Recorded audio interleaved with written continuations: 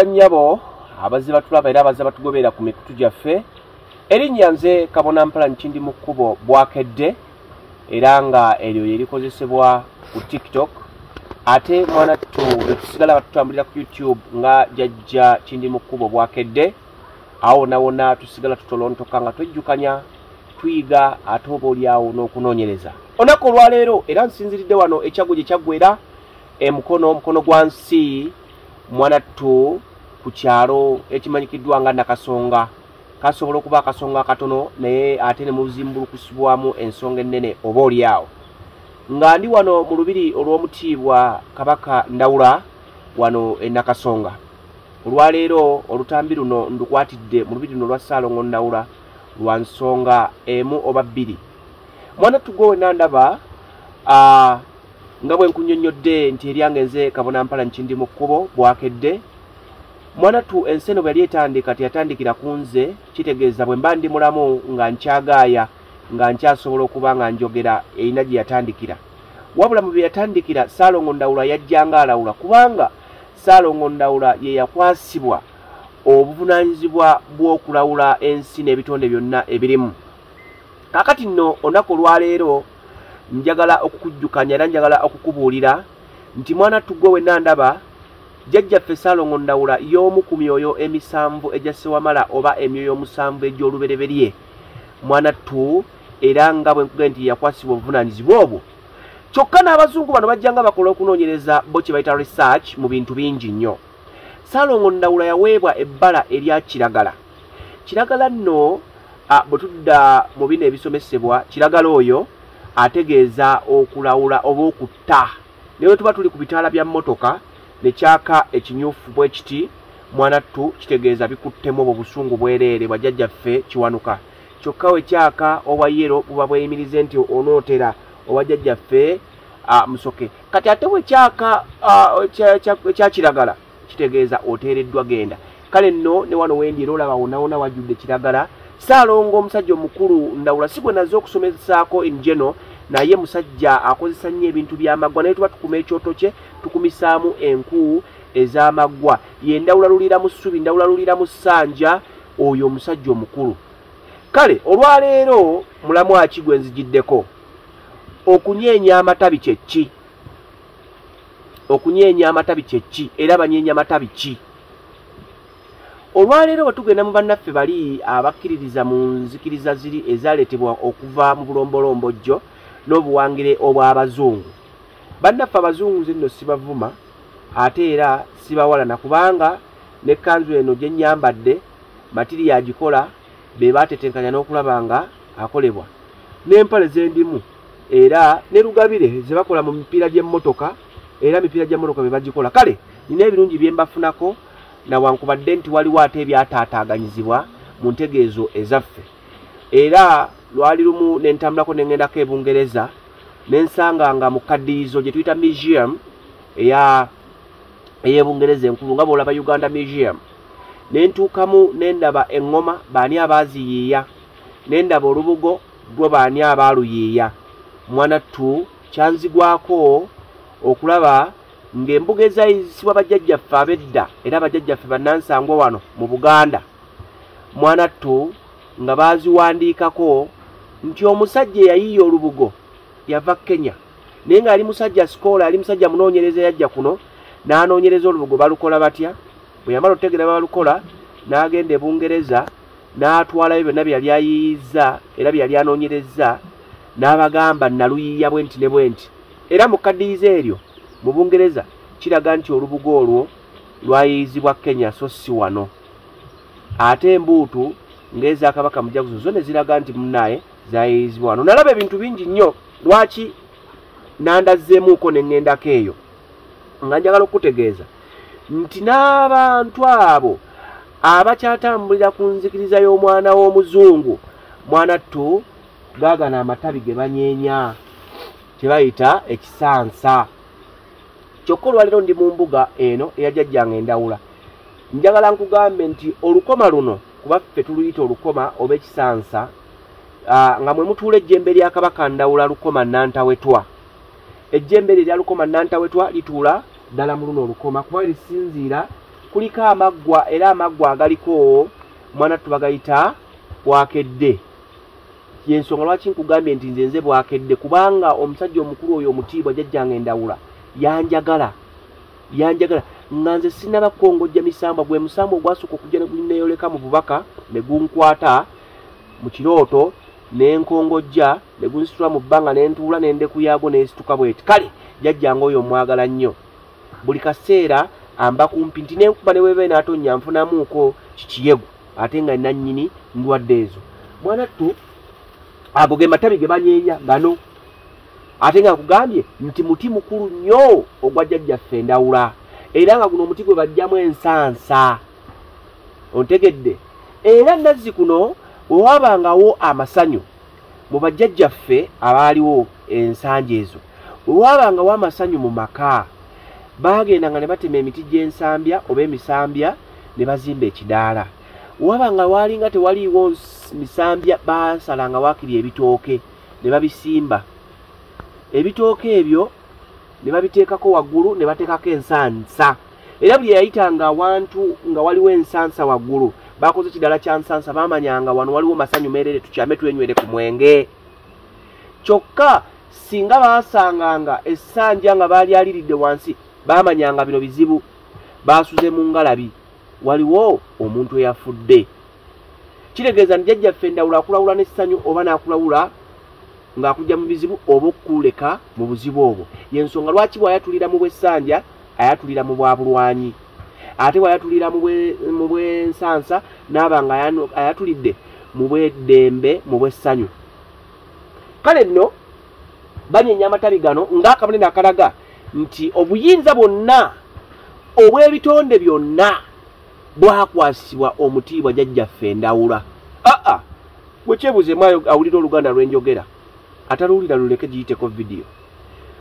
Singa baganda tunaku lwa kunyeenya matabi lwaki abandi badde bagenda mu kereziya oba mu makanisa bandi badde tebatwala amatabi ga ffene olina atema akatabi ke katono tuno kasobola onyeenya akaffene ak'omuyembe ak'omupeera ak'emmwanyi ak'emiti emirala nene bagamba tutwale lino ettabi kubanga lyo likijjalo obulungi lino lyo likyali tototomuuko. Lwaki batwala gano? Lwaki bwe batwala nsansa?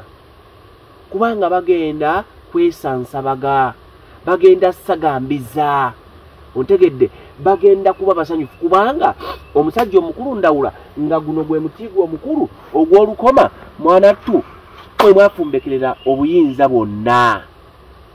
Kitegeeza nti n'abantu bali bakola research bakola okunoonyezebwa ne bamanya naye gwe ne bakuleka ng'oli mu ccupa nga tosobola gibuukamu kumanya ontegedde. Ne bakugamba nti ku lunaku bwe luti Yesu yakola bw'ati abantu baatema ensansa era in the remembrance of that day kwe tuba tukwata ensansa. Yes kyova okwata ensansa but behind the scene bwe mba siina kye njagala omanye nsobola okukikweka mu statements zange oba mu bigambo bye njogera omugezi ennyo nga yasobola okukijjayo. Bw'obadde okimanyi nti nno abo ba great painters abo b'owulya ba Mona Lisa abo abasajja abaali abazibu ba Da Vinci mu kusiiga ebifaananyi obadde okimanyi nti nno baatambuzanga information mu kusiiga ebifaananyi oba obubaka mu kusiiga ebifaananyi ebyo. Ne bakugamba nti twatuuka ekiseera nga the most expensive paint oba ekifaananyi kye baali basiize nga baali basiize ekifaananyi ekya Mona Lisa. Kati Leonardo da Vinci abaasiiganga ebifaananyi ebyo baakwekangamu obubaka emabega. Mwanattu nga nawamu olina kusooka kuleeta leather torch o leather light ng'olina kusooka kumulisa mbu n'olaba information eri emabega. Abasajja babanga bagezi so n'omuzungu naye yabanga mugezi yakuteeranga ku table ekintu n'akugamba bwe kiti kitambule bwe kiti naye in other words nga tosobola kimanya n'olya nti wali olunaku olw'okunaaza ebigere nga naffe eno tulina omukolo omuntu gw'okola nga gwakukola ki gwakunaaza kyogolozo nga tunaaza bigere byokka. Lwaki?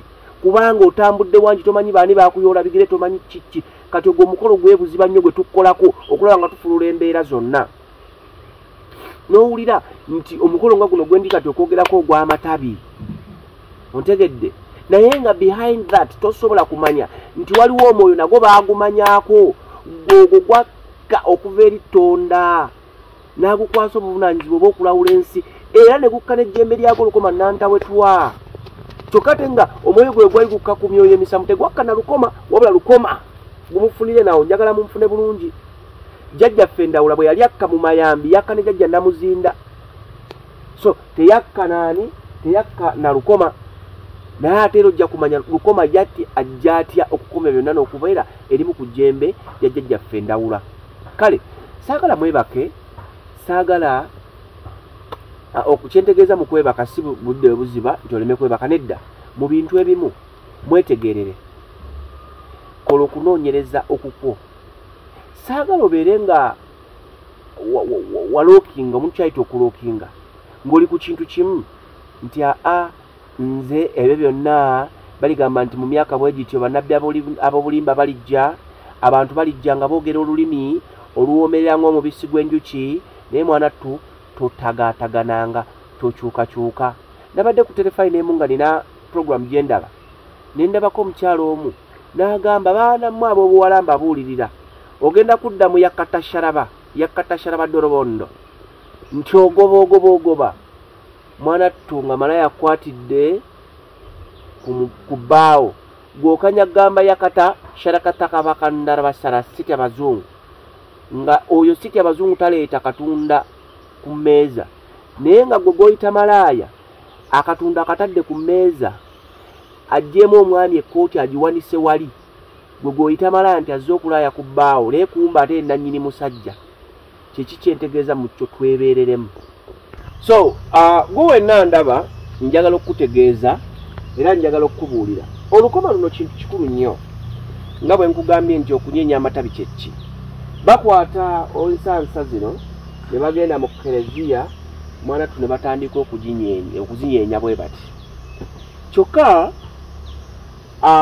amakulu agali emabega w'okunyeenya olusansa luno bwe bayita amatabi, tutegedde bulungi nnyo nti muti gwa Jjajjaffe Ndawula eyakwasibwa ebitonde byonna ebirimu obulamu ku nsi.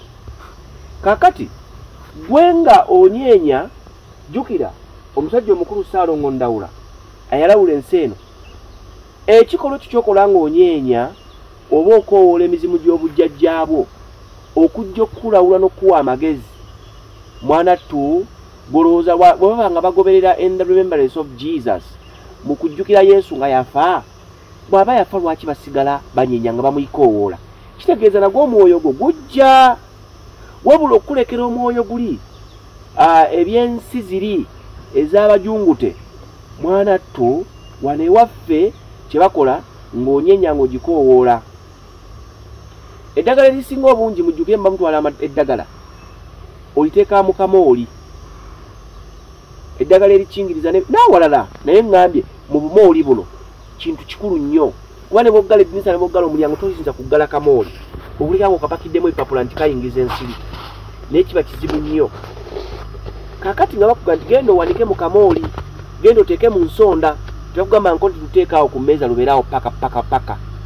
Era owulira ebifo by'oterekamu mu nsonda, mu kamooli n'awalala owanike lukale. Olwo nno mwanattu nga otaddemu olusansa olwo, jjukira wasoose kulunyeenya, bakugambye mu kkanisa. Ate nga tuli n'omwaka oguddako, olusansa lwo lwe wawanika ng'olutwalayo ku lunaku lwe bayita Ash Day, olunaku olw'okusiiga evvu. Era mwanattu bw'otwalayo nga balyokya olusansa olwo, balwokya olunaku olwo lwe bayita Ash Wednesday, lwe lunaku olw'okusiiga evvu. Bwe tudda mu nzingu za dimansi, enzingu za dimansi zino oba ennaku za wiiki, buli lunaku luyina erinnya. Kati olunaku olwokusatu luyitibwa Mukasa, lwe lunaku lwa Lubaale Mukasa.